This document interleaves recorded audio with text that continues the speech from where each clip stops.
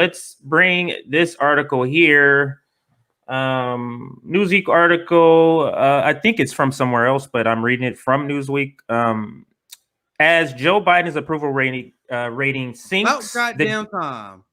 the Democratic Party suffers too. So Joe Biden is bringing down the Democratic Party, the very thing that they said Bernie Sanders would do. So as public opinion of Biden, as public opinion of President Joe Biden declines, notably in recent weeks after a initial honeymoon period during his first few months in the White House, the Democratic Party's image has suffered too. So let me skip down here to the actual polling here. So according to recent polls, the Democratic Party has similarly seen a decline in favorability.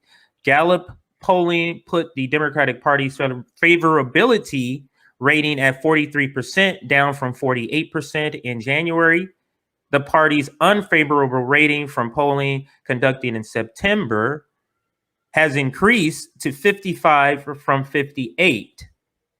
At the same time, Biden's lowest approval rating from Gallup has dropped to the lowest of his term thus far. So Biden's approval rating is dropping. The Democrats' approval rating is dropping.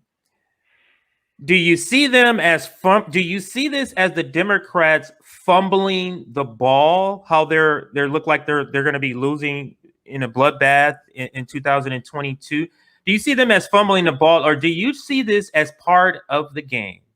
That Democrats take power and then somehow they do all the dumbest things to lose power, so that is mixed, and then you have a Democratic president with a Republican Senate and House who come up with all this awful legislation. I can think back to Bill Clinton when I think of that, and Barack Obama, to be quite honest with you. So let's start with Sabrina. Do you think like this is just part of the duopoly game, or do you think they are genuinely don't know what they're doing politically, and that's what's happening? I think they know what they're doing. I think it's just part of the game. Like I told people I expected Joe Biden's polling numbers to decrease. I didn't think it would decrease as quickly as it did, but Afghanistan really tanked him, really tanked him. But the thing that I think people need to be aware of is that they're going to do the same game that Obama did, where they're going to say, well, we can't fight for these issues until, we'll do that in 2 years. And then 2 years will come around and Republicans will take back the House and the Senate. And then Democrats will say, oh, well, sorry, we couldn't fix the healthcare problem in this country because we didn't have control of the House and the Senate, even though they have control right now. And they're not fighting for it and they're not pushing for it. It's a tactic. They really don't plan to fight for these issues. Joe Biden told us in the very beginning that he was not going to approve Medicare for all. He said if it came across his desk, he would veto it. He said he's not going to cancel student loan debt, even though and Nancy Pelosi said that he can't do that. Actually, he can. So he's already showing you like who he is, but that's all a part of the game. I've told people before, the Democrats are moving further and further to the right because at the end of the day, they're still going to make sure that they service their donors. That's what it's really all about. They got to back the corporations. They're not really in there to fight for us. And this is why they didn't want somebody like Bernie Sanders to win. Now, I'm critical of Bernie now because I feel like he's not really fighting either. But they didn't really want somebody in that was really going to fight for those issues because they don't want us to have it because that's going to affect their pockets because it affects their donors. So at the end of the day, you really just have one corporate party. You don't have two separate parties, and they both like fight for corporations and work for them, not for the people, even though we're the ones that elect them. And in reference to that approval rating, one thing I want to point out, keep in mind with that poll, that doesn't include any of us on this panel. We're not polled. So it's probably even lower than what they say it is. Yeah, because I know I would absolutely give him like the lowest rating that I could give him. So, and I've never been called or asked to do a poll, like never. So I think that's sort of weird. But let's go to JB and then we'll bring in Rome. The same question. Do you think it's just part of the plan, or do you think they're just that dumb politically that they keep losing at midterms so badly? I'll go even further. They didn't poll us because that's also part of the plan too. Mm. Now, as far as, for instance, most of the time when they poll, they do landlines. Do any of y'all have a landline? No, none of us have landlines, so therefore we didn't get polled. Okay. Did you say what the hell is a landline? What? That? Nick, you're so adorable. But yeah, so as far as the whole notion that it is somehow they're just fumbling, no. Here's the thing. It's all part of the ratchet effect. Democrats come into power. They act like they're trying to do the most, do the best. Then they fuck it all up. They fuck shit up. And then people go, man, you guys are stupid. You guys don't know what you're doing. Next thing you know, the Republicans say, oh, we're going to do all this great stuff. Then the people go, well, I guess we have that go through a different alternative. So they go to Republicans. Then Republicans come in. Then they make things more better for the rich. And then the Democrats come in and say, oh, we're going to fight against Republicans. And we're going to make things, because the Republicans will make things worse. Democrats come in and say, we're going to make things better. Then the Democrats come in, they just shitty again. Then the Republicans come in and make things worse. Democrats come in, make things shitty again. Then Republicans come in, Democrats make things worse. Boom, boom, boom. It's just a stair step. Mm-hmm. And that's what they've been doing for the last 40 years. Probably, albeit maybe more than that. Yeah. Because it's that ratchet effect. The ratchet basically meaning that it turns to the right, but then the Democrats stop it from going back to the left. Turns to the right some more, stops it from going even right some more. And so that's the way it works. And that's part of the plan. Why? Because the Democrats agree with the Republicans. Mm-hmm. And like all of us have been saying, it's all part of the duopoly. They're all in the same party. They all obey the same corporate masters. So they work in tandem. JB, what I always say, the analogy I always give, I think I did this with Rome and Nick yesterday, is say I'm Pfizer and I donate to the Democrats and the Republicans. Mm-hmm. Do we think that does Pfizer do people think that Pfizer has a different plan when Republicans are in power than when Democrats are in power? Like the money they donate to Democrats, do they have a different plan from when they're in power than the money they donate to the Republicans in the plan they have? They don't. The corporation has the same plan whether the Democrats are in office or the Republican. And that to me is why it makes them effectively the same party. Like you're being paid by the same people. You're unveiling, you're executing the same corporate plan. It's not like they have a different plan depending on the party. So let's go to Rome. Rome, what do you think about the Democrats in 2022? You think it's going to be a bloodbath? You think like they're going to get their clocks clean? And when the Republicans take over with Joe Biden, what do you see as legislation? I'll add that in there. First of all, yes. Under Obama, we lost over 1,000-something seats. Under Obama, so I expect it to be way more seats. And I don't know if even some of these the progressive caucus is going to make the cuts doing this because, I feel like they are just doing their job because just like Sabby and CJ has said, this is just a ratchet effect. They move people to the right. Like even, I don't even know if Democrats can be moved to the right even more. I already consider them far left as me being a communist. Because when I see the things that they are passing and their support, the things that their supporters are taking up for them, I'm looking at them like fascists. Because overall, that's what it's going to lead to. This what liberals give us. They give us Hitler. You know what I'm saying? They give us Joe Biden. So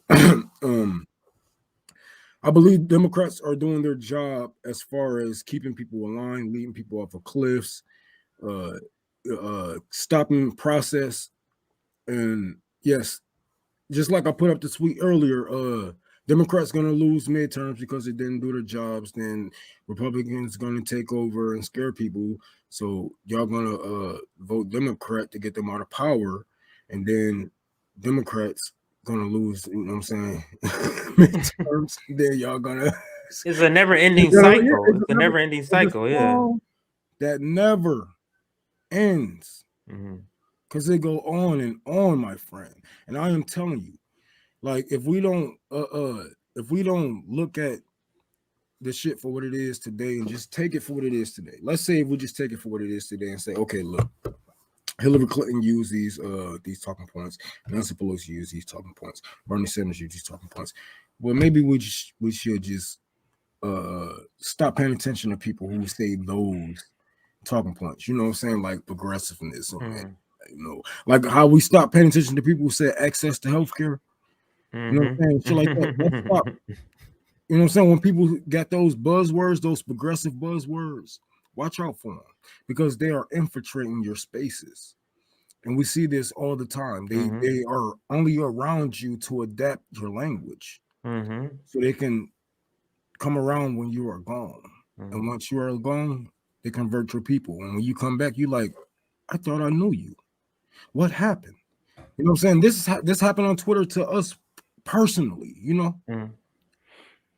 These people come in, they influence, they give them a like, they refollow them, and then they be head over heels for them.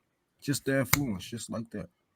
And it's so crazy, but we are dealing with some egomaniac psychopaths.